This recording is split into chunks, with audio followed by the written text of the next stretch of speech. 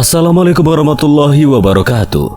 Kembali lagi di channel Portal Dimensi dan tentunya masih bersama saya Kang Selamat di sini. Kali ini Kang Selamat akan menceritakan sebuah kisah yang berjudul Pendakian Terakhir Teror Gunung Ciremai. Cerita ini ditulis oleh Lukas Priyatno, dan sebelum kita masuk ke ceritanya, buat kalian yang belum subscribe channel ini, tekan tombol subscribe-nya terlebih dahulu dan tekan tombol notifikasinya agar kalian tidak ketinggalan cerita terbaru dari Portal Dimensi. Jangan lupa follow juga Instagram dari Portal Dimensi. Dan gak usah berlama-lama lagi, langsung saja kita masuk ke ceritanya. Pendakian Terakhir Teror Gunung Ciremai.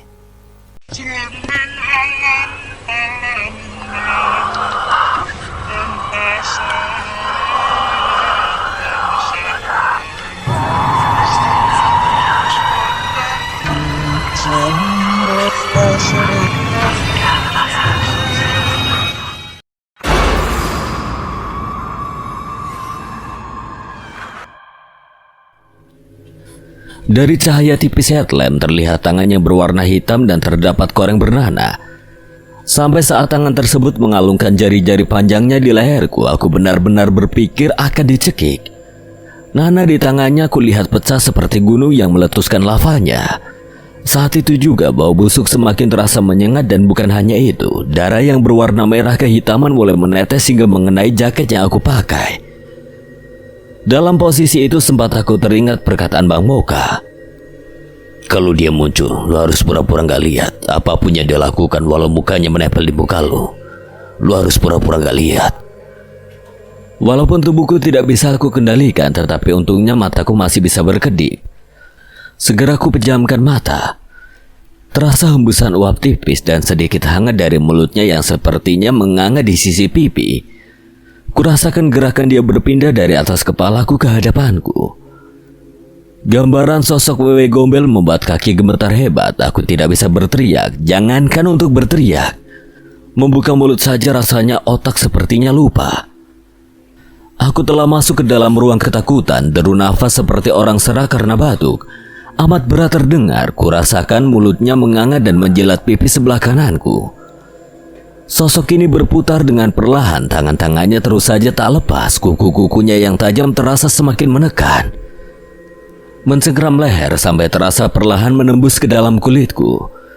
Rasa sakit ku tahan sekuat yang ku bisa. Aku terus berdoa dalam hati agar sosok ini tidak membawaku dan aku bisa membawa dia pulang. Angin dingin terasa menerpa setelah terdengar suara gamelan perlahan mulai mengalun dan ramai dari kejauhan sana. Wewe Gombel ini terkikik, tertawa tepat di depan wajahku. Bulu kuduk meremang terasa sampai pucuk kepala. Lemas terasa kakiku kehilangan kendali dan aku mulai terhuyung ke belakang. Aku jatuh miring tertelan rerumputan. Sebelum pendengaranku hilang, masih ku dengar sosok itu tertawa riang, seolah berhasil membuatku kalah karena ketakutan. Rasa sakit di kening perlahan semakin sakit. Mataku berkerut kuat karena rasa sakit itu terus menusuk jidatku. Mataku terbuka. Hal yang pertama aku lihat adalah burung gagak hitam. Dia bersuara di depan wajah dan terus mematuk keningku. Aku bangun, duduk mengusap kening karena patukan burung gagak. Dalam posisi duduk, tanganku bergerak terulur menyentuh kepala burung itu. Kuusap pelan sampai beberapa kali usapan. Ia menghindar dan terbang, menghilang di rimbunan pohon yang tinggi. Aku bangun, tenggorokanku kering, haus pening di kepala masih bisa ku kendalikan. Terdengar lagi suara musik-musik gamelan di kejauhan sana. Seketika aku kembali teringat pada gadis itu. Tak berlama-lama aku bangkit sambil berpegangan pada pohon yang kusenderi beberapa saat lalu. Mataku liar menatap ke arah sudut hutan ini. Tidak kutemukan sosok tadi yang membuatku pingsan. Tak berselang lama, suara gending gamelan kembali terdengar dari atas Gunung Ciremai. Berjalan perlahan, berjalan menerobos semak-semak untuk kembali ke tangga kuno itu. Ku tatap jalur menanjak yang tertutupi kabut tipis. Ku hembuskan nafas berkali-kali. Ku lawan rasa takutku dan saat itu aku nekat berlari menaiki jalur yang menanjak. Agak heran karena muncul akar-akar besar di sisi jalur. Tidak peduli keanehan apapun yang kutemui. Tidak ada saat aku mempertanyakan kenapa dan mengapa. Jantung kembali terpacu saat melintasi jalur ini. Mataku memburam, cairan menggumpal. Aku terlalu banyak sudah membuang waktu. Semoga aku masih sempat sampai di sana dan menyelamatkannya. Lari menanjak benar-benar seperti menguras nyawa. Hampir setengah jam aku berlari di jalur yang menanjak ini, walau beberapa kali berhenti untuk bernafas. Tapi akhirnya aku kembali menemukan bangunan yang sebelumnya aku lihat. Seketika jantungku berdetak kencang ketika tanganku ditarik ke sisi. Kaget bukan kepala. Dalam remang-remang cahaya obor yang ada di istana ini, aku melihat Bang Moka berdiri di sisi harimau putih yang besar. Bang, harimau. Tapi anehnya Bang Moka malah mendelik dan mengangkat jari telunjuk di depan mulut menyuruhku diam. Bang Moka mengeluarkan kantung hitam dari sakunya. Sepertinya itu kantung yang sama yang aku bawa dari Bahdar. Dia memasukkan tangan dan terlihat mengambil beberapa serbuk di kantung itu. Lalu dengan gerakan cepat Bang Moka melempar beberapa serbuk itu pada wajahku. Seketika tubuhku panas. Aku berjongkok. Panas Bang, panas. Bang Moka menarik bajuku untuk berdiri dan aku berdiri. Anehnya rasa panas yang kurasakan tidak lagi terasa. Masuk sekarang, mereka gak akan sadar kalau lu siapa. Cepat, bawa teman lu pergi dari sini sebelum Nyilingi datang. Aku masih bengong karena melihat harimau putih di samping Bang Moka melihatku tajam. Boy, gak ada waktu lagi buat bengong. Cepetan, lu cuma ada waktu sampai subuh doang, boy. Aku mendelik, kembali ku ambil kesadaran. Satu langkah kaki mulai semakin mendekat ke arah pintu utama yang terbuka lebar. Pintu besar tinggi seperti untuk raksasa. Sesak terasa hingga menghimpit dada. Sangat berbeda sekali berada di tempat ini. Energi yang begitu besar membuatku sulit untuk bernafas. Berjalan perlahan ku lewati penghuni istana ini. Dari yang wujudnya masih seperti orang-orang, juga ada yang seperti pendaki. Dari yang besar, tinggi, tidak utuh, tidak berkaki, tidak berwajah, tidak bertubuh, bahkan dari makhluk campuran hewan ke hewan apa. Semuanya benar-benar tidak masuk akal. Ada yang terbang ke sana sini, tapi anehnya aku berhasil melewatinya. Sampai aku ke tempat di mana seperti pesta diadakan. Bunga, daging, dupa, semuanya benar-benar ada. Aku menyelip di antara yang lain, mendekati Yura dari belakang. Dia masih berdiri di singgasana, dan hantu pria yang membawanya duduk terdiam menikmati pertunjukan. Perlahan ku raih tangannya dari belakang sini. Dia bergerak mengikuti tarikanku, berbalik menatapku kosong, sungguh seperti tidak hidup. Yura. Batinku memanggil namanya, terharu bisa bertemu dengannya. Cepet boy. Terdengar suara Bang Moka masuk ke telinga. Aku menoleh, tercengang melihat Bang Moka duduk di atas punggung harimau putih. Jauh di atas atap bangunan ini mereka menatapku. Tak berlama-lama aku menarik Yura keluar dari kerumunan ini. Perjalanan keluar kami lancar. Sampailah kami di depan pintu besar. Tak sengaja aku menendang mangkok yang terbuat dari tanah liat. Di dalamnya ada bunga. Mangkok itu pecah, isinya tumpah. Pecahan mangkok berputar-putar sesaat sebelum berhenti. Aku mulai cemas, pikiranku tidak tenang. Seperti perbedaan, tetapi aku tidak tahu apa. Tidak peduli, kulanjutkan berjalan. Yura masih mengikuti tarikan tanganku sampai kami keluar dari pintu besar ini. Tak berlama-lama dalam kegelapan ini aku berlari menarik Yura. Sampai beberapa meter Yura memanggilku. Kael. Refleks aku berhenti dan berbalik. Ku tatap wajahnya, matanya dia telah kembali. Kamu udah inget aku? Tiba-tiba aku langsung sadar. Suara gamelan berhenti, keriuhan berhenti. Senyap. Di ujung atas sana aku lihat seperti perkumpulan orang berjejer. Aku melihat makhluk-makhluk yang tadi ku jumpai di istana itu. Sudah berdiri di ujung sana. Mereka menatap kami dengan tatapan yang pasti aku sudah dicap sebagai penculik penyusup. Yura melebarkan mata dan jujur aku terkejut. Kenapa Yura? Barulah aku lihat tangan panjang berbulu sangat panjang dari arah jajaran makhluk atau pasukan itu menyentuh punggung Yura. Aku terkejut bukan main ketika tangan itu tiba-tiba seperti menarik sesuatu dari belakang Yura seperti asap putih. Dari sana muncul hewan aneh besar berkaki panjang. Di atasnya terduduk hantu pria yang akan menikahi Yura. Terlihat dari cahaya-cahaya obor di sisi jalur yang kian membesar, membuat jarak pandang semakin terang. Secara cepat kurai tangan Yura, kami kembali berlari menuruni tangga. Aku sangat ketakutan, kabut tipis mulai muncul, angin dingin dan obor yang sudah kami lewati satu persatu padam. Tiba-tiba seekor harimau putih besar melompat di depan jalur bersama Bang Moka di atas punggungnya. Aku dan Yura berhenti. Boy, usaha lu udah sia-sia. Sia-sia gimana, Bang? Ini saya udah berhasil bawa Yura keluar. Lu pikir kenapa mereka gak kejar lu sekarang? Aku melihat ke belakang. Benar, kami tidak dikejar. Itu karena mereka udah dapetin jiwanya. Dia bukan lagi kayak lu sekarang, Boy.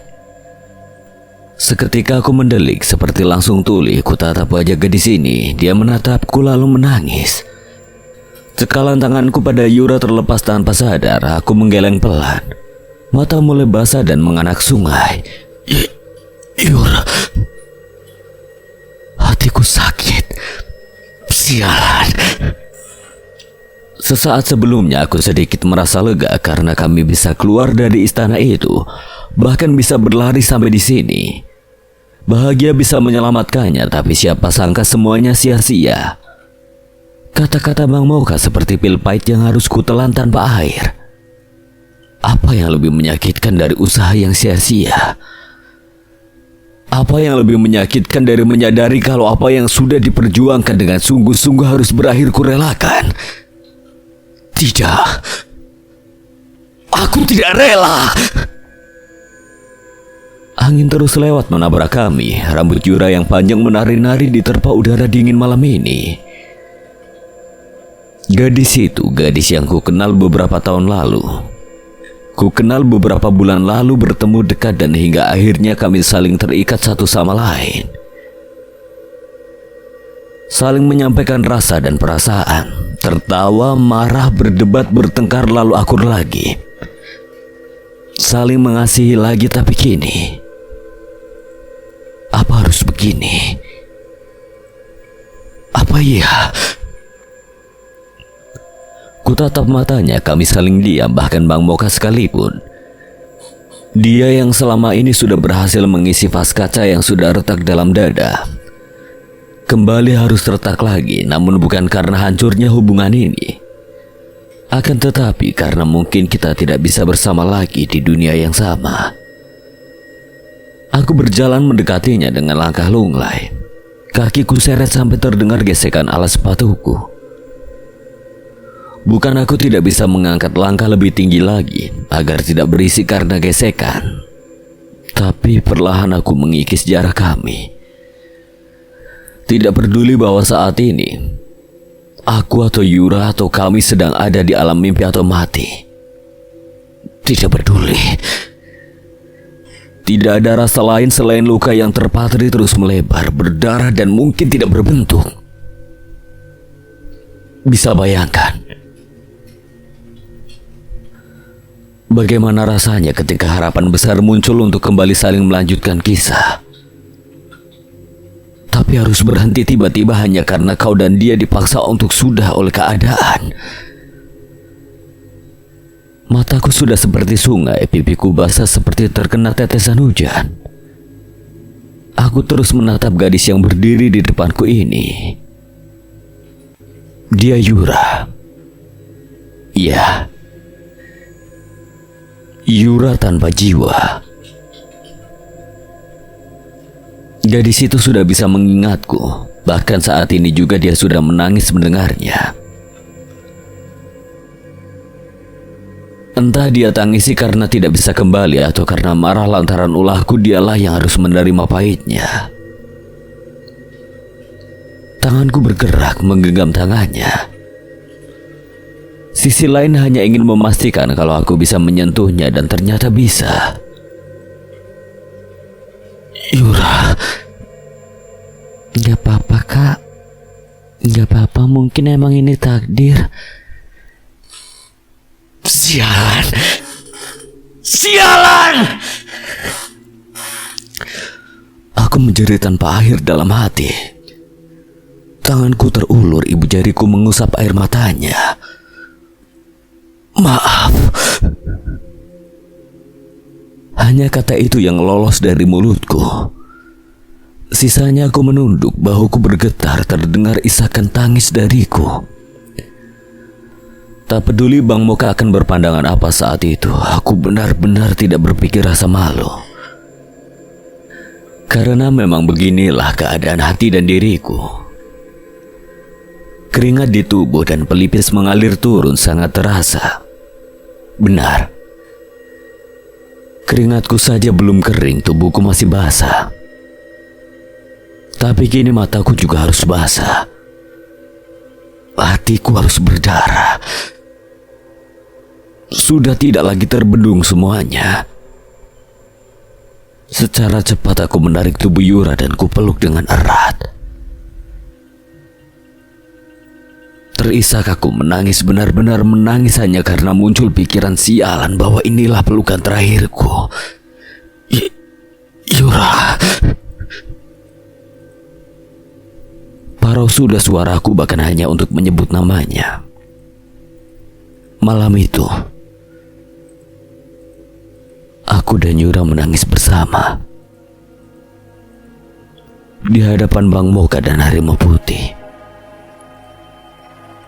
Ini murni kesalahanku untuk kesekian kalinya aku berandai-andai lagi.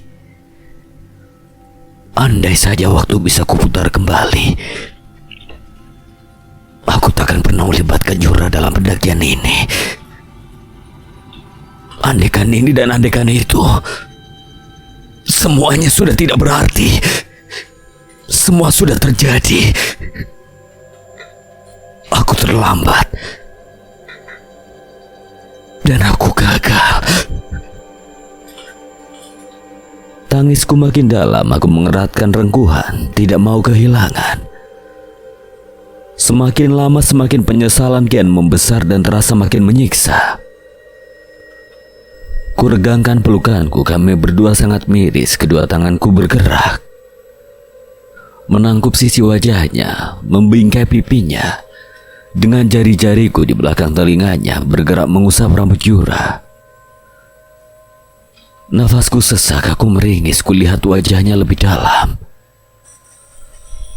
Entah berapa banyak air mataku menetes dari ujung dagu seakan menggambarkan sebuah penyesalan yang teramat makin merongga dalam.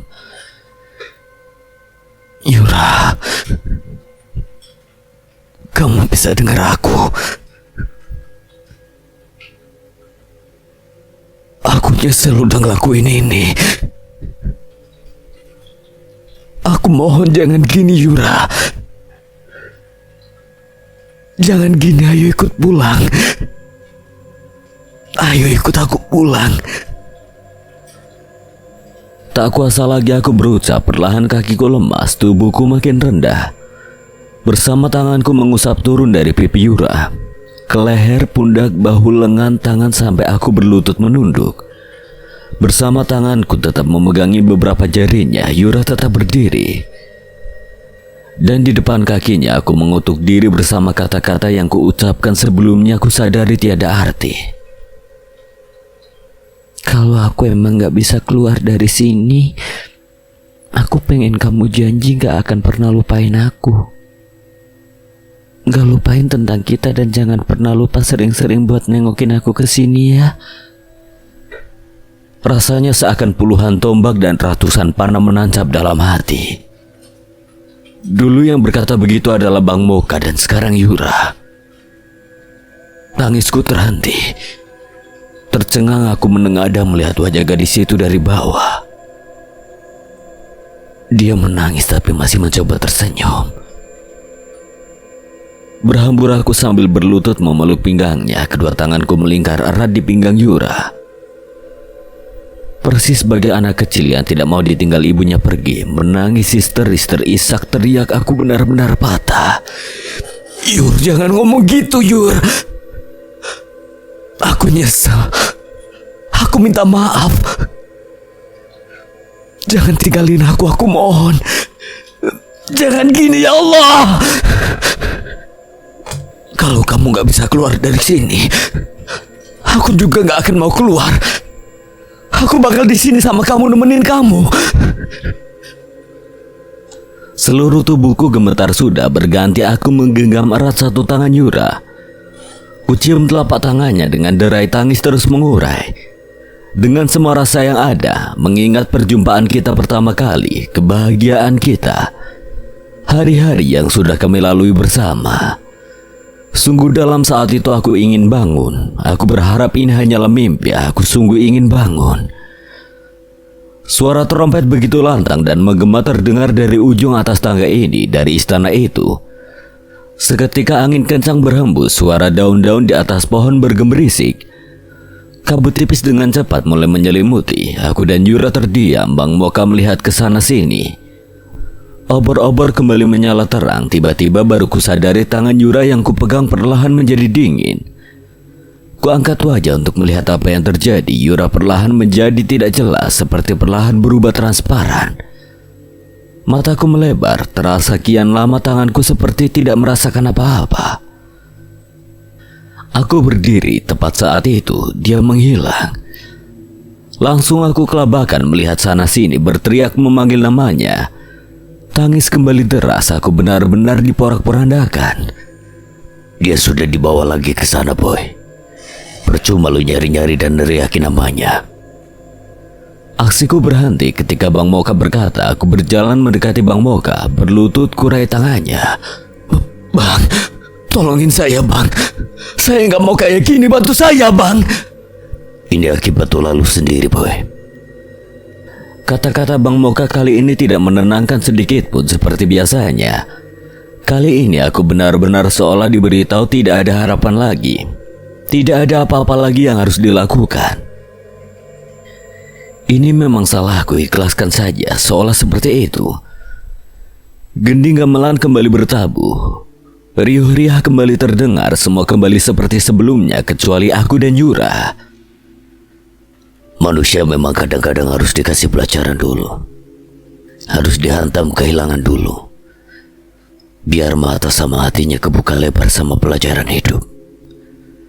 Aku menunduk, berlutut di depan kaki Bang Moka dan harimau putih ini menangis meremas baju bagian dada, membiarkan Bang Moka bicara apa saja. Gimana, boy? Lu udah mau pulang sekarang? Makin bergetar tubuhku, ku pejamkan mata erat sampai pegal. Air mata mengalir seolah bocor. Saya... Aku tidak tahu harus bagaimana lagi. Menyedihkan. Setelah semua yang aku lakukan, perjuangkan dan usahakan seperti ini, dan aku harus pulang tanpa hasil. Aku sempat menggenggam tangannya, aku sempat memeluknya, dan aku sempat mencium tangannya. Dan itu terasa sangat nyata. Lalu sekarang aku harus pulang tanpa membawanya. Kami berangkat bersama, pulang apa harus sendiri masing-masing? Benarkah? Kami berasal dari dunia yang sama, alam yang sama, dan hanya dalam beberapa saat. Dan bahkan belum satu malam kami sudah menjadi berbeda. Apa sekental ini rasa sakitnya? Aku pulang tanpa dia. Aku tidak bisa. Aku tidak kuasa dan tak mampu. Beginikah hasil dari keegoisanku? Seberat ini hasil yang harus aku tanggung. Aku tidak mau. Aku ingin pulang kembali bersamanya. Bersama dia. Dia harus pulang bersama aku. Harus. Tapi bagaimana caranya? Payah. Sampah, aku tidak berguna. Nyesel lu, boy. Iya, Bang. Apa gunanya sesal ini? Sekarang aku benar-benar gagal. Aku hanya diam pasrah. Tidak, belum. Aku masih tidak menerima kalau kami sudah tidak lagi bersama. Dari posisi berlutut, aku langsung ambruk ke belakang, merebahkan diri yang payah terlentang di tengah tangga. menangis menatap langit yang gelap hitam. Tangan kananku mengepal memukul-mukul tangga berikutnya yang tergapai oleh jari. Aku tidak ingin seperti ini. Aku ingin ini hanya mimpi. Bangun. Bangun. Masih dalam posisi yang sama, aku meremas kepala. Aku jambak rambut untuk menimbulkan rasa sakit agar aku bangun dari mimpi buruk ini. Aku ingin ini benar-benar mimpi, tidak nyata, agar aku tidak harus berakhir rela yang sama sekali tidak bisa rela. Bangun, bego! Bangun, sialan, ayo bangun! Menyedihkan, posisiku saat ini sangat memilukan. Jika Yura dibawa oleh sesama manusia, aku tidak akan berada dalam kondisi seperti ini. Bila Yura dibawa pergi oleh seseorang yang dia pilih atau dijodohkan oleh orang tuanya, mungkin aku juga tidak akan sesetres ini. Aku akan berusaha merelakan dia karena aku masih bisa melihatnya, meski jika itu bukan untuk kumiliki lagi. Dalam semua bayangan buruk itu, kupikir itu lebih baik dari hal seperti sekarang. Dia pergi tanpa pulang. Dadaku panas ketika mengingat kata-kata Yura bila dia tidak bisa keluar dari sini, maka dia meminta aku untuk tidak melupakannya. Meminta aku untuk terus mengunjunginya. Persetan dengan kata-kata Yura. Mengunjungi kekasih sendiri tanpa bisa melihat dia sedang apa dan seperti apa dengan bangsa jin. Sebuah rasa kuat perlahan mulai timbul, ambisi besar mulai muncul. Kali ini sudah kutekadkan. Aku tidak akan pulang tanpa dia. Aku bangun, duduk menatap Bang Moka. Wajah tegas itu, tatapan mata setajam elang tetapi sangat teduh dan menenangkan. Kali ini tidak menunjukkan harapan. Aku nekat merangkak mendekatinya, berlutut kurai tangan Bang Moka sekali lagi. Bang, tolong saya. Bantu saya selamatin Yura, Bang, tolong. Tak kupikirkan lagi rasa malu, tidak peduli atau ingat aku umur berapa sekarang, menangis, merengek, memohon. Semua itu sirna, tidak kupedulikan. Saat ku tahu diri ini sudah tidak lagi berdaya, Bang Moka tetap diam seribu bahasa. Terlintas dalam benak, apa benar Bang Moka tidak bisa menolongku? Apa benar aku sudah terlambat dan tidak ada harap? Apa memang Bang Moka sengaja tidak mau menolong?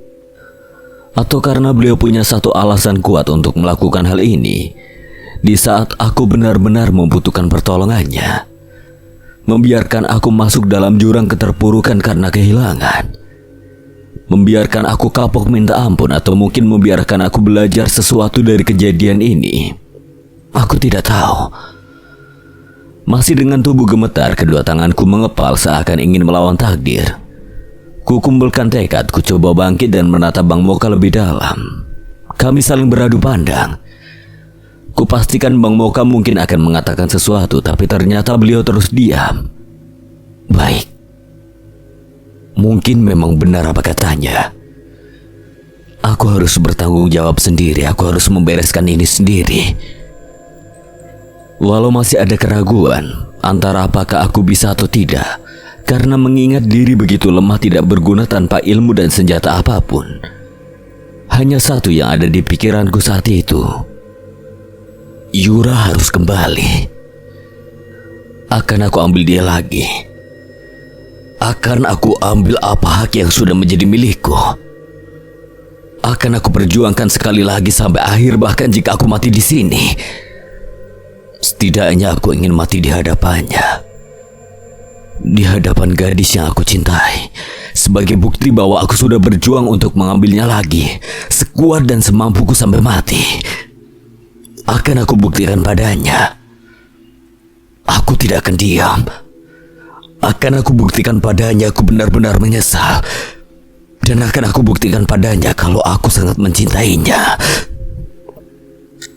Entah dari mana tiba-tiba tekad kembali membara. Yakin tidak yakin, satu yang harus kulakukan, aku akan membuktikan rasa dengan tindakan, bukan dengan kata-kata semata. Aku berbalik membelakangi Bang Moka dan Harimau Putih berjalan meninggalkan mereka. Ku ambil selangkah demi selangkah naik. Aku akan naik lagi, ku jemput dia. Jalan pulang bukan ke arah sana, Boy. Di sela semangatku, Bang Moka berkata. Langsung aku menahan langkah berikutnya. Aku berbalik, mataku berkaca-kaca. Tapi kali ini sudah kuputuskan, aku tidak akan pasrah.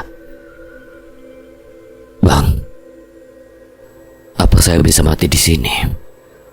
Bang Moka diam, padahal aku menunggu jawaban. Tetapi dengan diamnya Bang Moka, aku anggap jawabannya iya. Aku bisa mati di alam ini. Saya kesini berdua, jadi pulang juga harus berdua. Kalau saya pulang berarti dia harus pulang sama saya. Kalau saya bisa mati di alam ini, seenggaknya saya sudah berusaha dan berjuang. Mati pun kalau emang itu akhirnya, seenggaknya saya mati di hadapan dia dengan bukti yang sudah tersampaikan, Bang. Saya nggak bisa terima gitu aja. Seenggaknya saya harus usaha sekali lagi buat ambil hak saya. Dan kalau Yura emang takdirnya tidak bisa saya selamatkan, setidaknya bukan di sini tempatnya, Bang. Abang bilang waktu saya cuma sampai subuh kan? Sekarang belum subuh. Saya mau berjuang sekali lagi, Bang. Ada sebuah perbedaan setelah aku mengucapkan kata-kata terakhir itu. Kulihat Bang Moka menghembuskan nafas panjang. Tatapannya tidak lepas dariku. Setelahnya aku kembali berjalan mengingat sisa waktu tidak banyak. Baru saja beberapa langkah. Mau mati konyol lawan mereka pakai tangan kosong? Tiba-tiba Bang Moka berseru lagi. Aku berhenti dan berbalik. Tepat saat aku berbalik, sebuah parang terbang dan jatuh tepat di sisi kakiku. Bang Moka melemparnya. Bawa ini dan jangan lupa doa. Lagi dan lagi kami saling beradu pandang. Tapi kata-kata Bang Moka kali ini kembali ku dapatkan dukungan. Ya, aku merasa Bang Moka kembali mendukung, membuat tekad semakin kuat dan bulat. Aku menoleh ke arah parang yang sudah tergeletak di sisi kakiku. Parang milik Bang Moka. Aku membungkuk dan mengambilnya, merasakan sesuatu. Sebab sesuatu yang aku pegang adalah barang milik Bang Moka. Aku menatap Bang Moka. Dan saat itu Bang Moka berkata, kalau lu mati di sini, seenggaknya gue juga jadi punya teman baru. Kata-kata itu bagiku seperti sebuah ungkapan semangat dari seorang lelaki sejati. Aku mengangguk, menghembuskan nafas panjang. Iya, Bang. Kali ini aku berbalik dan berjalan naik. Satu demi satu tangga ku injak. Ku genggam parang milik Bang Moka seperti mendapatkan kesempatan emas karena Bang Moka meminjamkannya padaku. Parang ini seolah adalah sebuah kepercayaan yang Bang Moka berikan. Mati hidup, setidaknya sekarang aku harus berjuang sekali lagi. Awalnya berjalan biasa, ku cepatkan langkah lalu mulai berlari. Tidak pernah terpikirkan seumur hidup aku akan memperjuangkan hidup sendiri dan hidup seseorang yang belum lama menduduki relung hati. Mataku mulai panas, dadaku kembali berdebar. Tubuh mulai kembali seperti terbakar, sebab bulir mengalir dari pipi kanan. Ku usap sambil berlari. Yura mati gak mati, hidup gak hidup, aku sekarang bakal memperjuangin apa yang sudah aku anggap jadi milikku. Degup jantung terpompa cepat, nafasku menderu, terasa panas dalam dada, dan ingin sekali kuluapkan sabetan parang pada apapun yang akan menghalangi tekadku kali ini.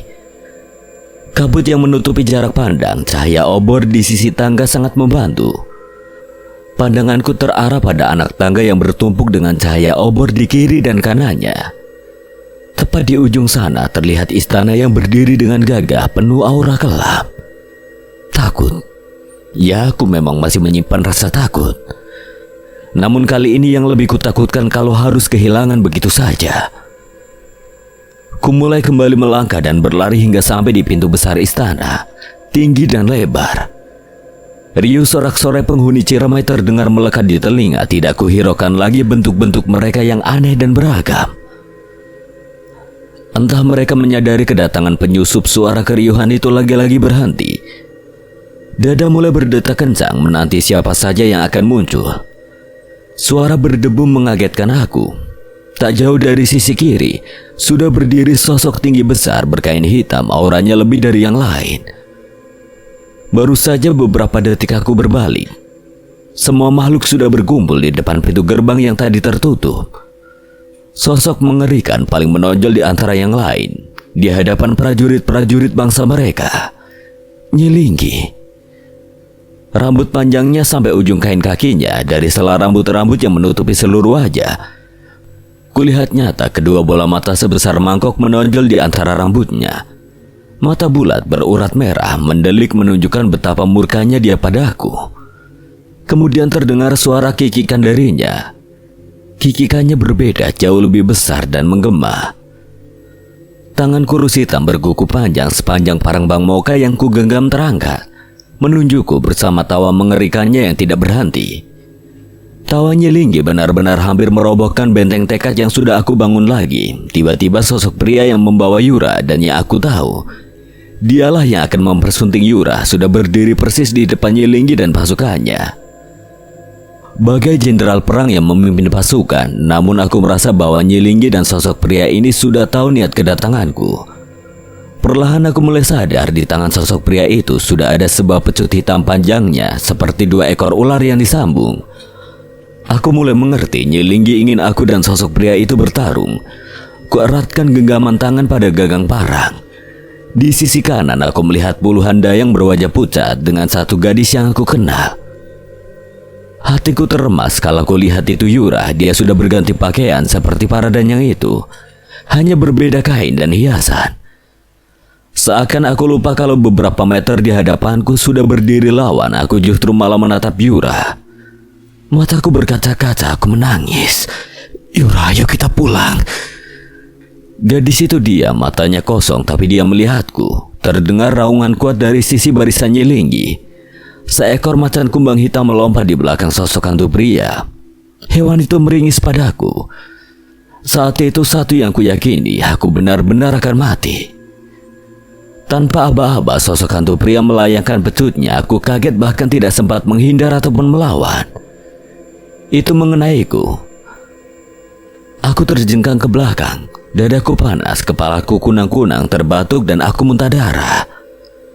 Seumur-umur baru kali ini aku merasakan akibat dari serangan makhluk gaib. Awalnya aku hanya melihat dari film-film, cerita, video YouTube di mana seseorang seperti kiai, dukun bahkan orang pintar sedang berkelahi dengan bangsa mereka. Tak nampak serangan seperti apa yang melihat adegan itu.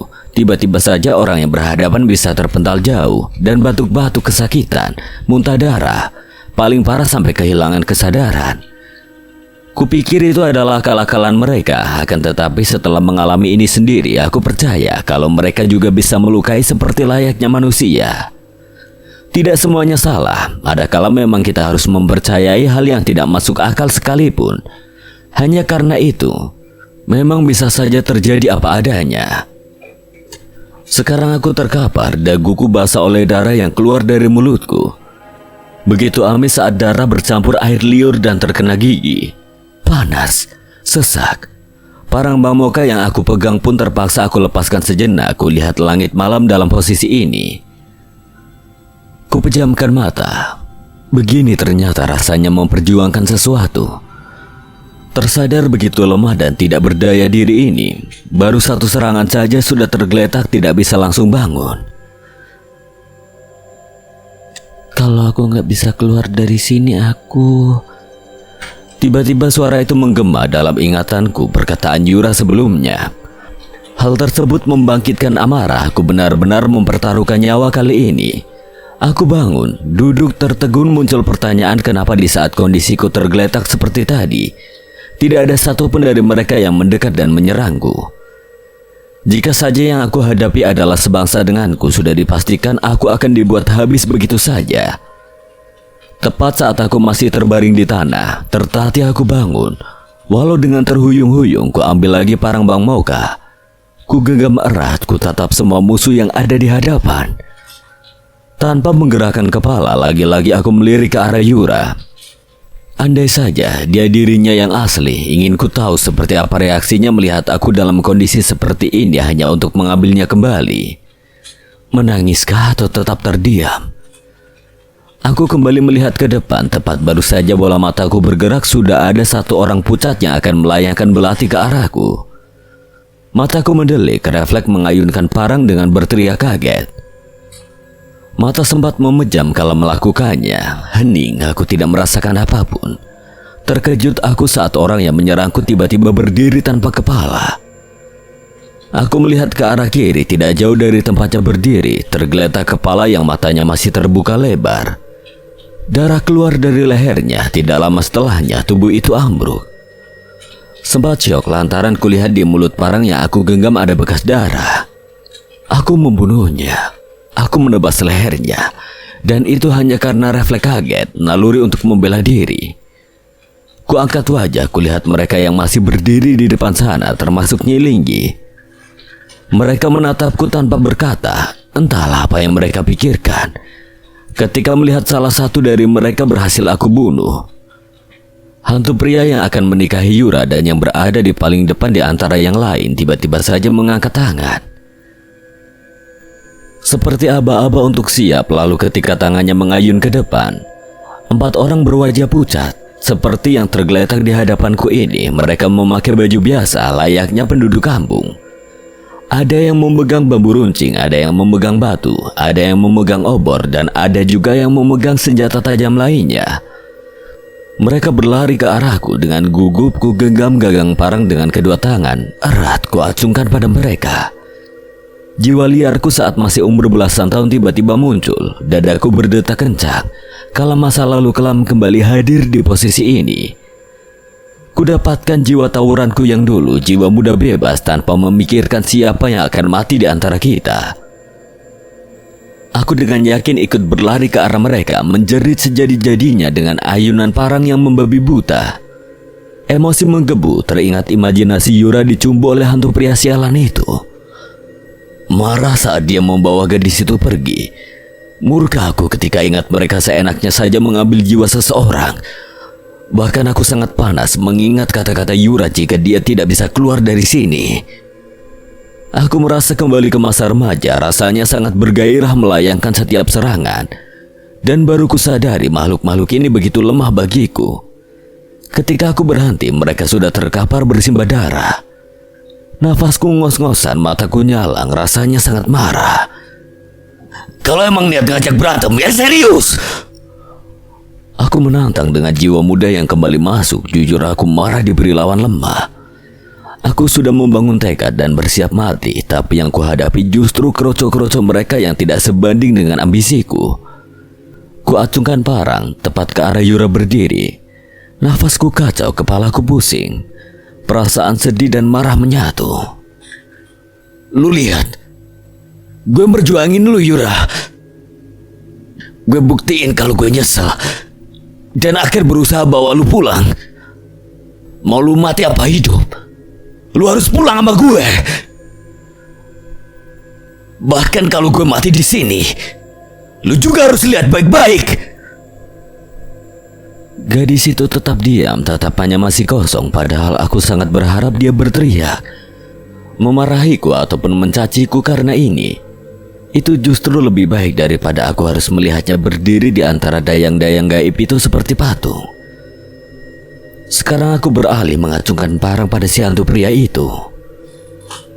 Lu mau berdiri gitu aja? Nyuruh kroco-kroco lu buat nyerang gue kayak gini? Maju lu! Tampang aja kayak pangeran, nyali kayak bocah ingusan. Sengaja aku mengejeknya, namun sial, dia hanya diam dan diam. Tiba-tiba kabut muncul bersama angin yang kencang menyapu kami semua yang ada di sana. Hanya sebentar, karena setelah itu kabut hilang seperti memang cuma lewat. Tapi aku terkejut ketika melihat seseorang berdiri tidak jauh dariku di sisi kiri. Orang itu mirip sepertiku, wajah, pakaian, dan bahkan semuanya. Termasuk parang yang ada di tangannya, yang membedakan hanyalah lingkaran gelap di kantung mata. Dia menatapku berdiri tanpa mengucapkan sesuatu. Baru aku sadar itu memang diriku sendiri tapi versi lain. Anehnya kenapa bisa terjadi dan dia muncul. Dari semua pertanyaan yang tidak dapat jawaban, aku hanya tahu kalau sosok itu berpihak padaku. Ia bergerak kaku lalu menghadap barisan pasukan Nyi Linggi dan si hantu pria. Muncullah satu persatu seperti dari transparan menjadi jelas sosok dengan bentuk campuran manusia dengan binatang. Kaki manusia tetapi dari perut ke atas adalah wujud monyet hitam. Bagian tubuh seperti kadal tetapi atasnya manusia, tangan manusia tetapi lainnya bentuk hewan lain. Begitu seterusnya muncul sosok-sosok tidak masuk akal dan tidak berbentuk mirip apa. Ku tahu dia mulai serius, sosok-sosok yang baru muncul itu tiba-tiba saja hilang. Secara mataku ini mulai awas dan memicing, sebuah api keluar dari tanah yang aku pijak, refleks aku melompat kaget. Aku terjatuh ke depan dengan rasa sakit yang bukan main di belakang punggung ketika aku melihat sosok tadi tidak terlihat. Aku berteriak marah. "Ah, apa-apaan kayak gini anjir? Lu semua muncul! Sini berantem tongolin wujud kalian!" Hening lagi tapi perlahan sosok yang tidak terlihat itu muncul lagi. Aku langsung berlari ke salah satunya, kuserang dia. Tapi begitu parangnya aku ayunkan, sosok itu justru malah menghilang menjadi asap kelabu. Aku geram. Rasanya seperti dipermainkan. Tanpa pikir panjang aku memilih menyerang si hantu pria dengan tampang pangeran itu. Setelah itu dia ikut menghilang, tapi ternyata tidak hilang jauh. Ia hanya berpindah tempat. Kali ini wujudnya tidak sempurna. Satu tangannya hilang, darah keluar dari lengan kiri itu. Aku melihat ke bawah, ternyata aku berhasil menebas lengannya. Dalam kondisi tidak berlengan, hantu itu tetap tidak menunjukkan ekspresi apapun. Dia seperti tidak merasakan sakit dan sungguh memang seperti patung yang tangannya hanya copot. Sosok diriku yang lain pun hanya dia melihatku. Aku tanpa sadar sudah melayang, terpental, bahkan sebelum kurasakan bagian mana yang sakit. Belum juga tubuhku jatuh menyentuh tanah, sosok hantu pria itu tiba-tiba sudah berada di depan wajahku. Tampangnya sekarang berbeda. Wajahnya putih pucat berurat biru sampai mata.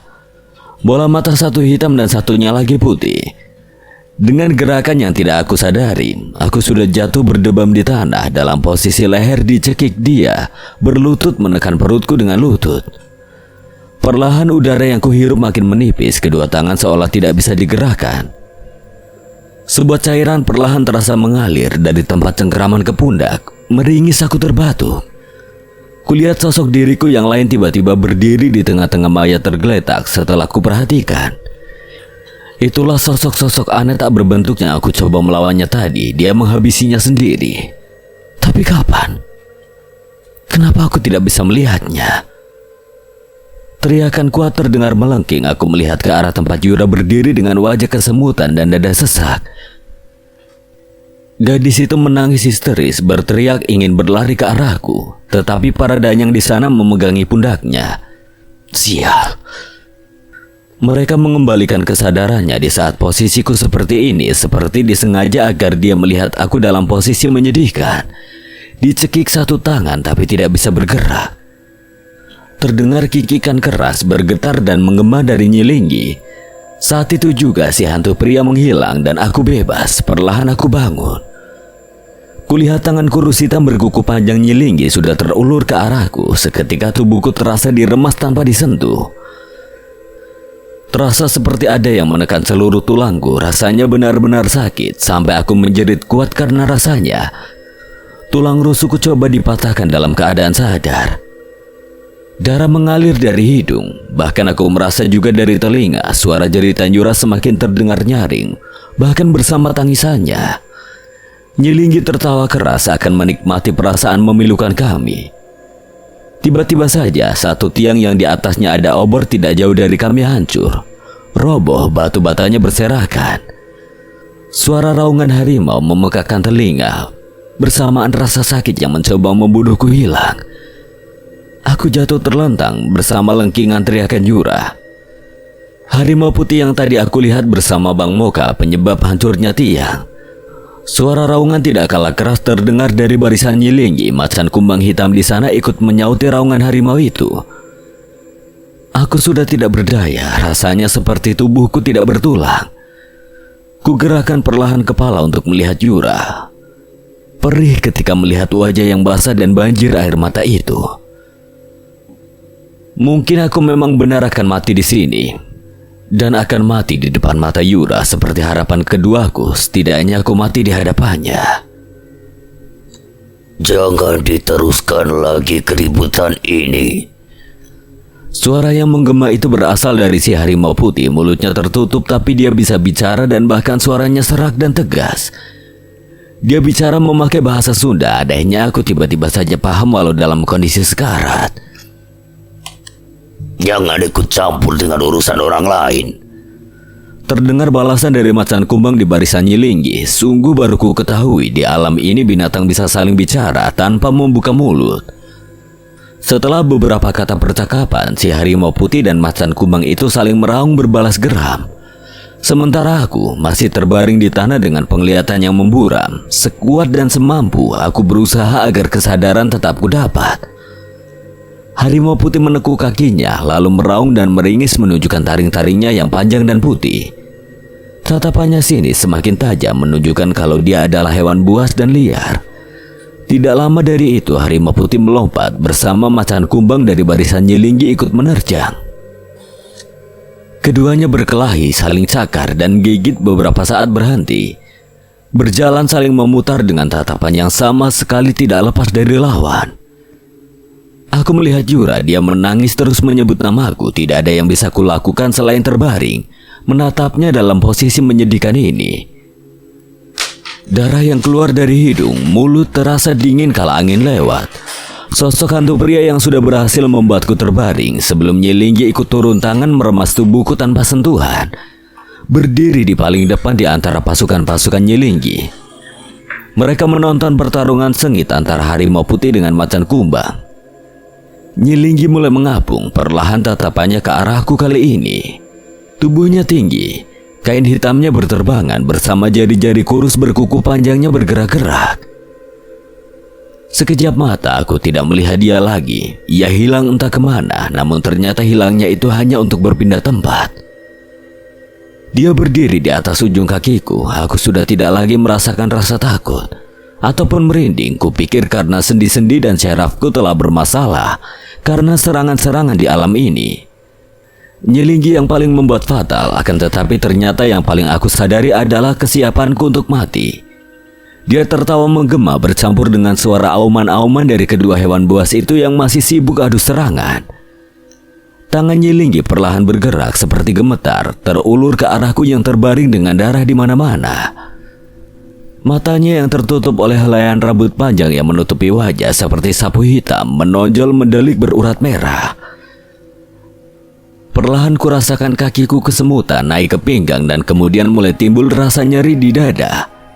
Leherku panas, sangat panas, terasa sakit sampai aku refleks meringkuk dan menjerit kuat sekeras-kerasnya. Di sana Yura ikut berteriak meminta Nyilinggi berhenti, memohon-mohon sampai hantu pria yang akan menikahinya itu menoleh perlahan ke arah gadis itu. Aku benar-benar menjerit hanya karena mengimbangi rasa sakit yang makin kurasakan membunuh. Jantungku terasa diremas dan siap ditarik keluar dari tubuh. Semakin rasa sakit yang aku rasakan makin hebat, makin jeritanku terasa juga makin kencang. Semua suara menjadi satu dalam satu tempat. Auman dua hewan buas, tawa Nyilinggi, jeritan tangis Yura dan jeritanku yang kesakitan, semua sudah tercampur. Bahkan kurasakan tipis kerongkonganku seakan hampir putus. Hentikan perbuatanmu, Linggi!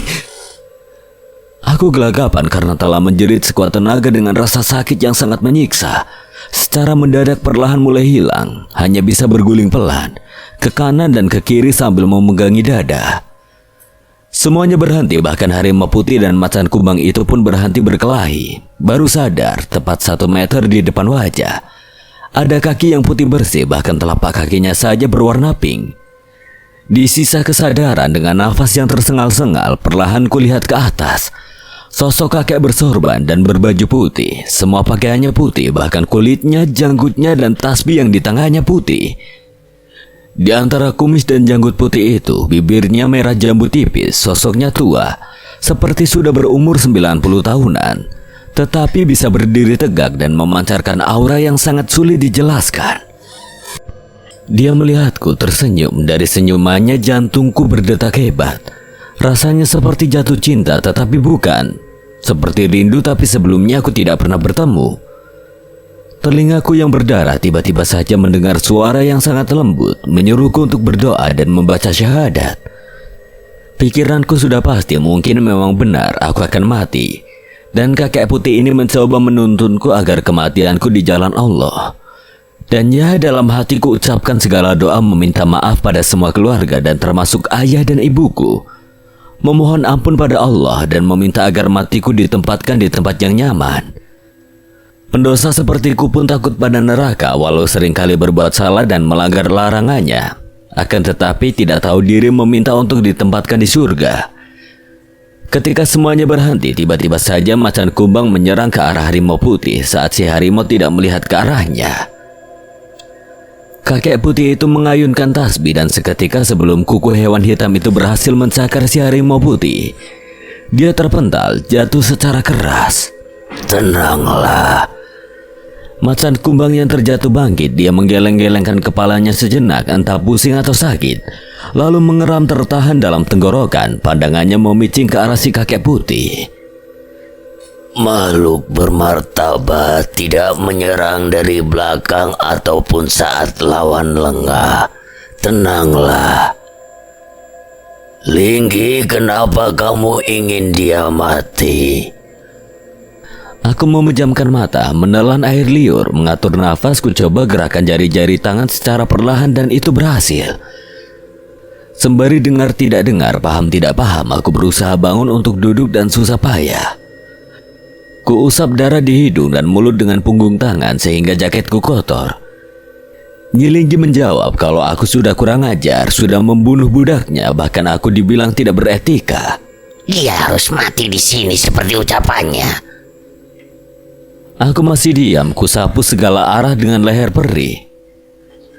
Mencoba mencari Bang Moka tetapi tidak ada. Pandanganku beralih pada Yura. Kakek itu mengikuti kemana arah tatapanku. Dan tidak berapa lama Yura bisa berlari seraya menangis menghampiriku. Setiap langkah kakinya mendekat, mataku panas berkaca-kaca. Tanpa sadar tanganku terulur lemah menyambutnya. Dia memelukku erat sembari terisak. Menyebut namaku berulang kali sedangkan aku memeluknya tanpa tenaga. Bukan aku tidak mau merengkuh kuat seperti biasa, hanya saja aku memang tidak bisa melakukannya. Tenagaku seperti terkuras habis. Jari-jariku bergerak mengusap lemah rambut yang terurai di pinggang Yura. Ingin aku melingkarkan tangan tetapi memang tidak bisa, tenagaku tidak cukup. Aku hanya bisa memeluk sebatas pinggang saja.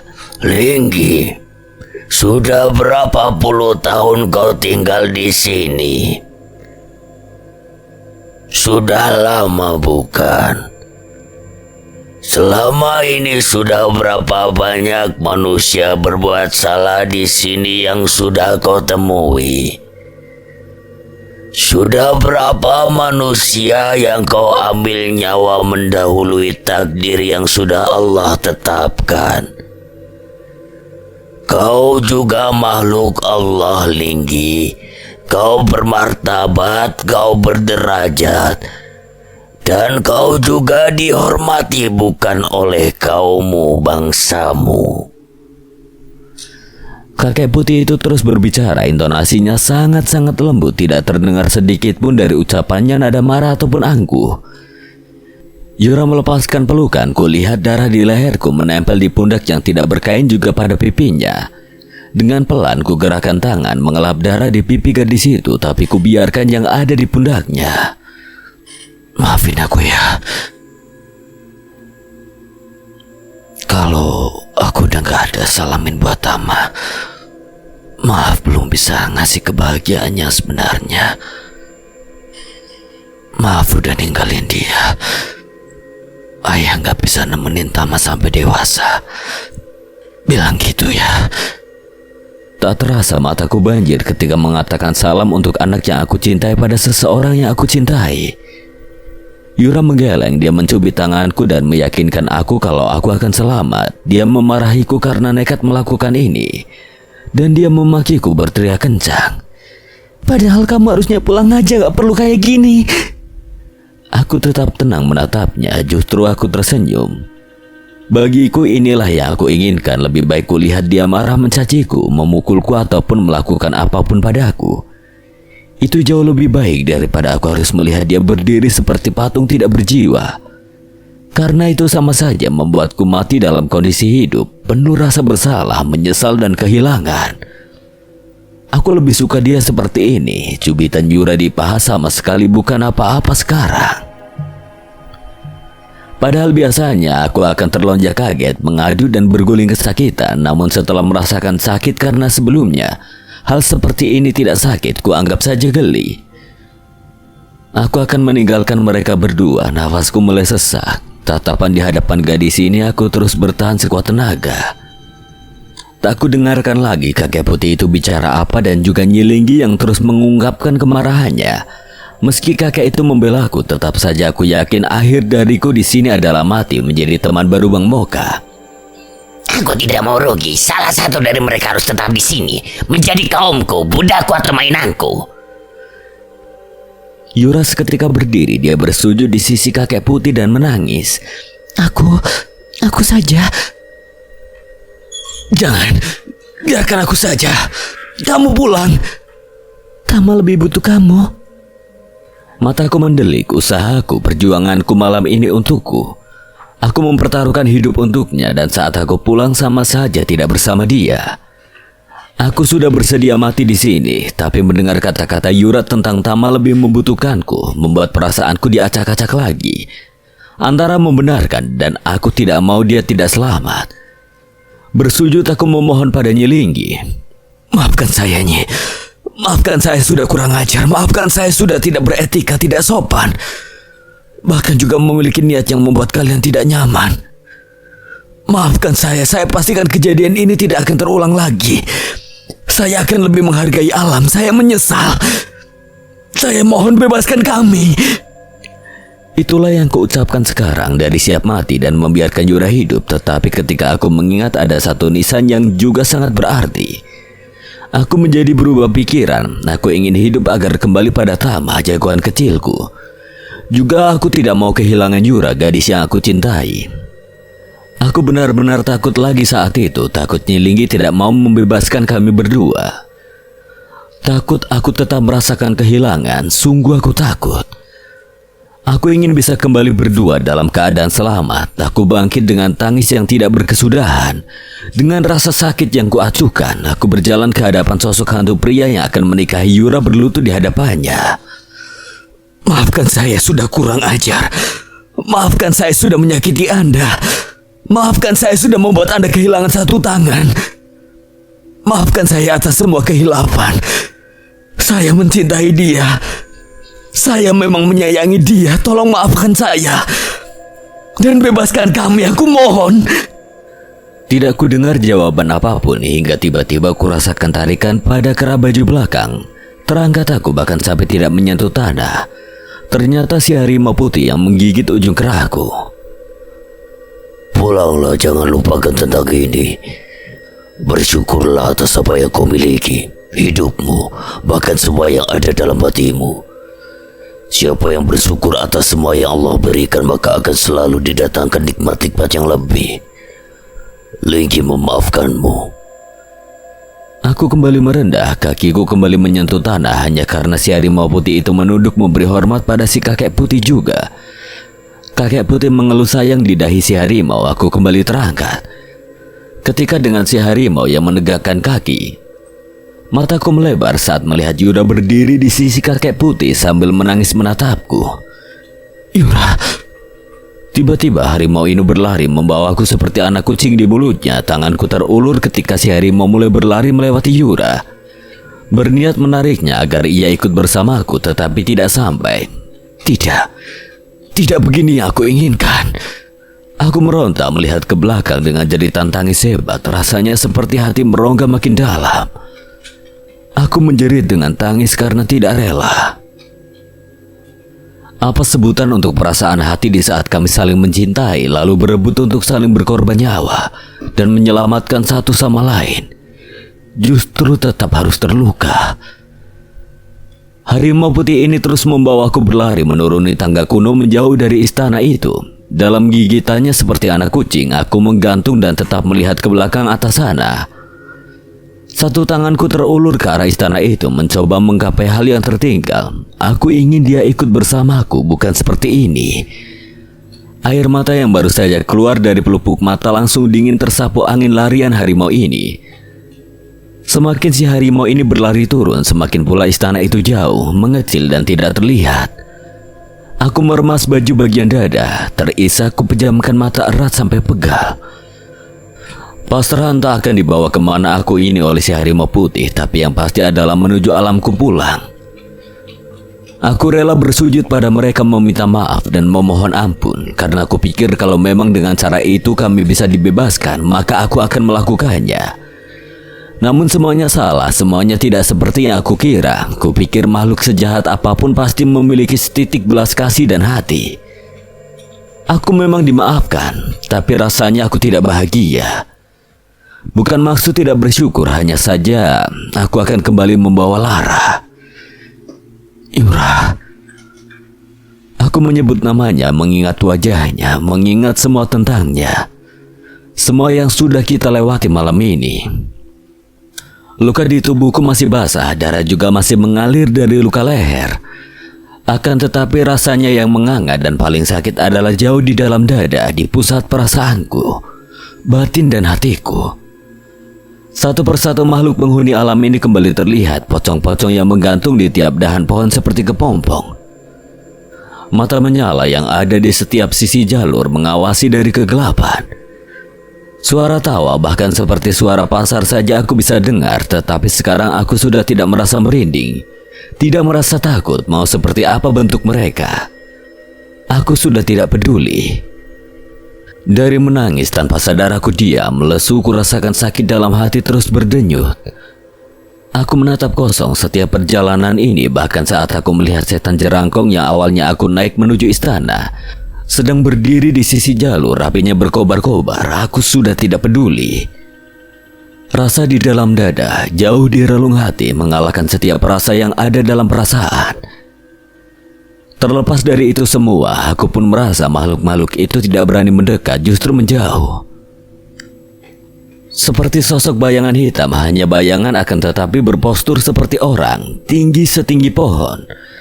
Seperti awan hitam yang jatuh ke bumi, dia berdiri di tengah jalur. Begitu si harimau putih ini sebentar lagi akan mendekat ke arahnya, dia langsung lompat ke sisi, berdiri di belakang pohon. Entah hanya perasaanku saja atau bagaimana, sepertinya mereka takut pada si harimau putih ini. Belum berakhir, di tengah jalur lagi ada sosok wanita bersisik, berambut panjang, bagian badan bawah dari pinggang ke kaki bertubuh ular. Begitu dia melihat ke arah atas, tepatnya pada kedatangan kami, dia langsung berusaha untuk menyingkir. Akan tetapi kurang cepat dari langkah kaki kekar si harimau. Tiba-tiba saja kami melambung cukup tinggi dari tanah, si harimau putih melompati sosok ular itu. Hingga si harimau ini dalam waktu singkat berhasil menuruni tangga. Kini bukan tangga berbatu kuno lagi yang menjadi jalan kami, tapi tanah berakar berumput tidak seperti sebelumnya. Di sisi jalan ada obor yang menyala sebagai penerangan sekarang. Aku tidak melihat apapun selain hitam dan gelap. Kupasrahkan semuanya pada si harimau putih perkasa ini. Aku sangat percaya. Matanya sangat tajam dan bisa melihat jelas dalam gelap. Benar saja, aku tidak merasa menabrak apapun, hanya kaki yang terus mengenai semak-semak, daun dan batang-batang kecil dari dahan pohon muda. Di kejauhan sana, aku lihat sebuah gubuk dan cahaya orange kecil membuat seseorang yang tengah duduk di sisi gubuk terlihat cukup jelas. Bang Moka. Harimau putih ini dari berlari menjadi memelankan langkah ketika mendekati kondang amis. Bang Moka berdiri lalu masuk ke kondang amis. Aku diturunkan lalu si harimau masuk menyusul Bang Moka meninggalkan di luar. Cahaya orange yang kulihat dari kejauhan ternyata adalah sebuah lilin di atas piring datar dan bundar. Langkahku lemas, dadaku berdenyut kuat kala mengingat sebelumnya aku di sini bersama Yura, duduk bersamanya. Menyelipkan rambut ke belakang telinganya, semuanya aku ingat jelas.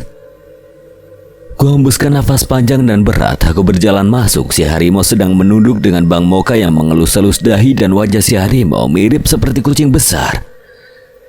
Kemudian Bang Moka melihatku dan aku duduk di hadapannya.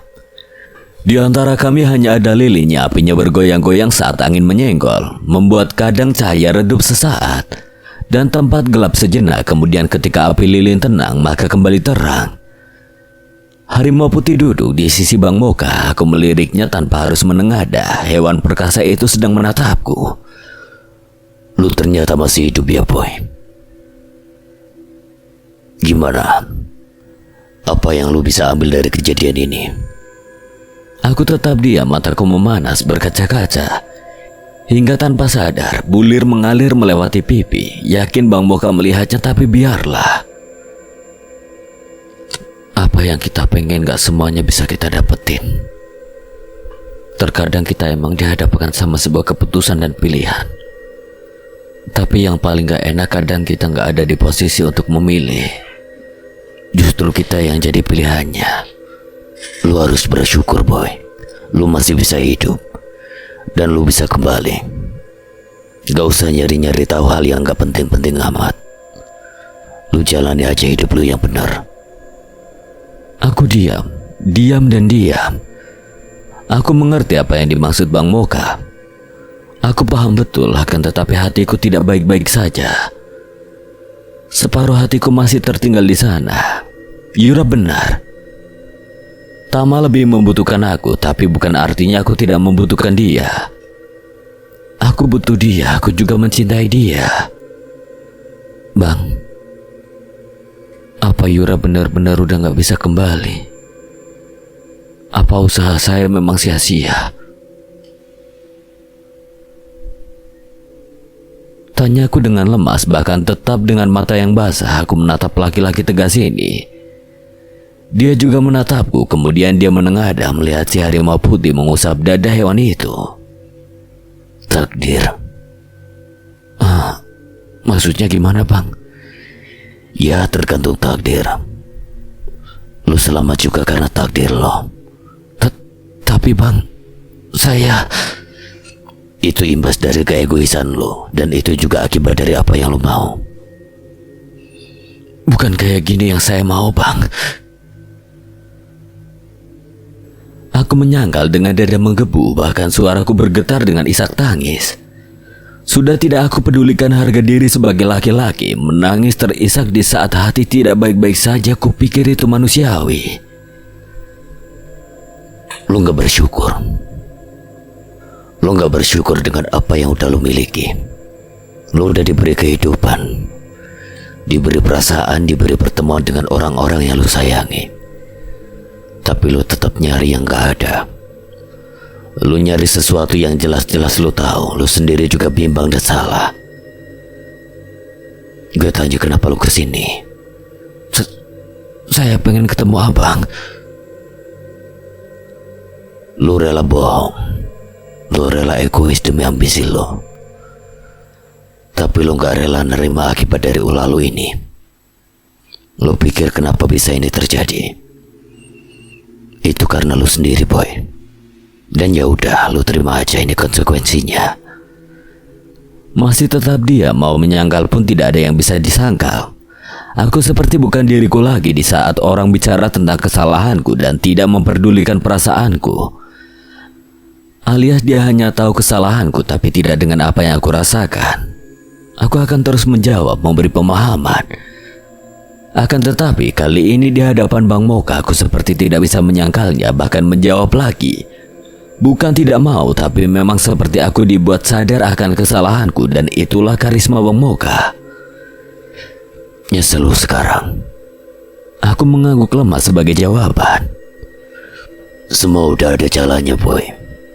Dan lu gak bisa keluar dari apa yang sudah ditetapkan oleh Yang Maha Besar. Adanya kejadian ini agar lu sadar, gak tiap sesuatu harus lu sampai ke dalam-dalamnya. Ada kala emang kita harus tahu porsi mana yang harus kita ketahui. Seperti ibarat lu nulis nama dia di air pakai telunjuk yang lu celupin ke air itu, terus lu kasih lihat ke orang lain. Lihat, gue nulis sesuatu. Lu bisa baca gak? Orang itu pasti akan anggap lu aneh. karena lu nulis di air. Emang kelihatan bakal ada coretannya? Enggak bang. Seperti itulah. Sesuatu hal yang ingin lu cari tahu tentang gue. Cukup lu tahu apa yang perlu lu tahu. Lu nulis nama dia di air. Orang lain gak lihat dan gak tahu. Tapi lu sendiri tahu siapa yang lu maksud. Siapa pemilik nama itu. Itu semua hanya lu yang tahu, boy. Itulah takdir lo buat tahu tentang gue. Itulah takdir gue di sini dan ketemu sama lo, sama dia, sama harimau putih ini dan yang lainnya. Semua takdir dan atas izin Allah. Taulah porsinya. Tapi bagi saya pertemuan kita itu spesial banget bang. Terkadang sesuatu yang spesial gak harus orang lain juga ikut. Lu cukup rasain aja di hati. Syukuri bisa ada di saat ini. Dan lu tahu apa yang orang lain tahu. Itu spesial, boy. Gak setiap hal spesial lu harus bagi ke publik. Ada yang mana emang lu perlu simpan sendiri, nikmati sendiri. Itu spesial. Abang orang hebat. Orang lain jadi bisa merasakan perasaan kayak saya ini. Bahkan para pendaki-pendaki yang lain pengen tahu seperti abang ini. Gue gak hebat, boy. Gue hanya bersyukur dengan segala sesuatu yang gue punya. Gue gak sehebat kalian menjadi penyelamat di setiap pendaki yang tersesat dan bermasalah. Padahal kalau kalian sadar, kalau ketemu sama gue itu pasti ada masalah. Seperti kayak lu ini. Mau lu ketemu gue karena dapat sial terus? Kalau gue seperti pahlawan, sama seperti khayalan kalian. Harusnya gak ada orang hilang, pendaki hilang, meninggal ataupun yang lainnya. Gue juga makhluk biasa yang emang diberi takdir untuk ketemu sama beberapa orang termasuk lu. Gak semua orang bisa ketemu. Dan gue temui, boy. Itu hanya kembali lagi atas izin Allah takdir kita. Gue kasih pemahaman panjang lebar buat lu karena gue gak mau hal kayak gini kejadian lagi. Gue harap lu paham. Lu gak perlu cari-cari sesuatu dan menjadi yang lebih baik. Lu gak perlu lakuin itu. Lu cukup bersyukur dan jadiin sesuatu yang lu miliki menjadi yang terbaik. Udah cukup. Gitu aja masa gak bisa, boy? Alam itu luas. Gak cuma alam manusia dan gaib doang. Allah menciptakan dunia itu besar. Tapi yang harus lu lakuin adalah lu cukup tahu porsi lu masing-masing. Sekali lagi, boy, bersyukur. Gak perlu lu tulis-tulis tentang gue karena kalian semua itu hanya sebatas tahu dari ini, dari itu, seperti ini, seperti itu doang. Kisah hidup gue hanya gue yang sangat paham. Cerita yang lu semua dengar dan percaya enggak semuanya murni dan tepat. Semuanya lewang jauh. Itulah kenapa gue sekarang bilang tahu aja sesuai porsi. Lu punya masa lalu kan, yang lu sendiri gak mau orang lain tahu. Cukup lu aja sendiri yang simpan. Orang lain tahu sekedarnya aja kan. Iya bang, betul. Begitu juga gue. Sekarang aku mengerti begitu salah kaprahnya aku karena serakah. Ingin tahu semuanya tanpa memperdulikan pihak yang ingin dicari tahu. Aku keliru. Suara azan terdengar. Bang Moka langsung melempar rokoknya ke sembarang arah. Dia berdiri, aku juga menyusul bangun. Udah saatnya lu pulang. Belajar dari kejadian ini. Ketika lu berani berbuat sesuatu, lu harus nerima akibatnya juga. Soal omongan gue pikir lu paham. Gak usah kapok naik gunung. Lagian ini alam yang emang harus kita nikmati. Tapi kapoklah dari sebuah kesalahan yang udah lu perbuat. Jangan sampai lu kesandung di batu yang sama. Lu paham? Paham bang, paham. Gue hargai perasaan lu semua buat gue. Tapi sekali lagi, lu semua juga harus hargai perasaan gue. Simpen gue dan kenal gue dalam hati, karena gue juga ngelakuin hal yang sama. Termasuk pertemuan kita. Gak perlu meyakinkan siapa aja tentang gue. Gue lebih seneng di saat kalian percaya kalau gue ada. Itu jauh lebih berarti. Harimau putih menekuk kakinya. Bang Moka naik ke punggung hewan itu. Ketika si harimau sudah berdiri, aku saling pandang dengan Bang Moka. Gue kasih lu gelang, simpan baik-baik. Gak perlu lagi ngelakuin hal-hal melewati batas. Lu cukup hargai setiap pertemuan, waktu dan saat. Aku tercengang mengangkat tangan. Tak kusadari ada gelang hitam yang terbuat dari akar bahar. Makasih Bang. Makasih buat semuanya. Saya minta maaf juga. Terima kasih banyak ya Bang. Saya bakal ingat sampai kapanpun apa yang udah Abang omongin. Bang Moka tersenyum tipis. Senyumannya sangat berkarisma, sangat cocok dengan dirinya. Mata tajam dan teduh, wajah tegas terkesan galak, tetapi penuh dengan kepedulian dan berhati lembut. Aku sangat bersyukur. Jalani hidup lu dengan benar. Gue pergi dulu. Ambil hikmahnya dari semua ini. Dan juga gue makasih buat lu karena udah buat gue buang waktu ngomong panjang lebar. Boy, salam lestari. Salam lestari Bang. Bang Moka pergi bersama harimau yang berlari masuk ke dalam kegelapan. Tiba-tiba kepalaku pusing hebat, pandanganku buram dan aku jatuh. Aku tersadar dengan badan lemas ketika ku sadari ternyata aku ada di sebuah rumah. Ada tas kerirku tapi tidak dengan Yura. Hatiku kembali merasa lara. Abah Dar muncul memberikanku teh. Ujang, minum dulunya. Bah, saya gagal bawa teman saya, Bah. Perasaan sedih kembali mencuat. Tanpa sadar aku menangis lagi. Sangat sakit dan Bahadar mengusap punggungku. Ternyata perjuangan panjang semalam benar-benar hanya semalam. Rasanya lama, bahkan seperti berminggu-minggu. Siangnya aku bersiap akan pulang, membawa luka tidak berkesudahan. Ketika aku pamit dan mencium tangan Bahadar, ia menasihatiku untuk belajar ikhlas dan mengambil hikmah seperti kata Bang Moka. Saat aku berbalik, tiba-tiba saja seorang gadis yang sudah rapi, badannya segar seperti habis mandi. Wajahnya terpoles riasan yang cerah dan baru. Mataku melebar, dadaku berdetak tidak karuan. Yura! Dia tersenyum manis, berjalan menggendong tas kerirnya menghampiriku. Rasanya dunia seperti berubah menjadi efek slow. Yura! Aku ingin memeluknya, tapi Yura menghindar. Dia mencium punggung tangan Bahadar dan pamit mengucapkan terima kasih. Kami berdua berjalan menuju jalan raya. Dengan tidak percaya aku terus menatapnya. Tak kuasa lagi ku tahan rasa. Aku menarik tangannya, mengikis jarak, ku peluk ia kuat. Kurungku erat. Jangan buat gue mati dalam kondisi hidup lagi. Dia tertawa. Masih banyak pertanyaan tentang bagaimana dan bagaimana ini, tetapi aku cukup tahu porsiku saja. Yura kembali pulang bersama aku. Sambil berjalan aku menyalakan rokok, tetapi tiba-tiba saja rokokku sebungkus penuh dirampas cepat dan dipatahkan dibuang. Aku melongo dilihatnya. Ngerokok terus. Di detik berikutnya aku tertawa mencubit pipinya. Iya. Aduh, baru buka udah dipatahin, dibuang semua. Apa? Enggak. Aku balas berteriak, kurangku lehernya. Ku poles pelan kepala Yura lalu ku kecup diam-diam.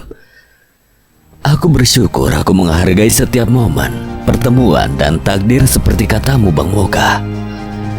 Sekali lagi terima kasih. Salam lestari. Sekian. Dan terima kasih buat Lukas Priyatno yang telah mengizinkan saya membawakan ceritanya. Apabila ada kesalahan atau kekurangan, Kang Selamat memohon maaf sebesar-besarnya. Akhir kata Kang Selamat pamit undur diri. Wassalamualaikum warahmatullahi wabarakatuh. Sampai berjumpa lagi.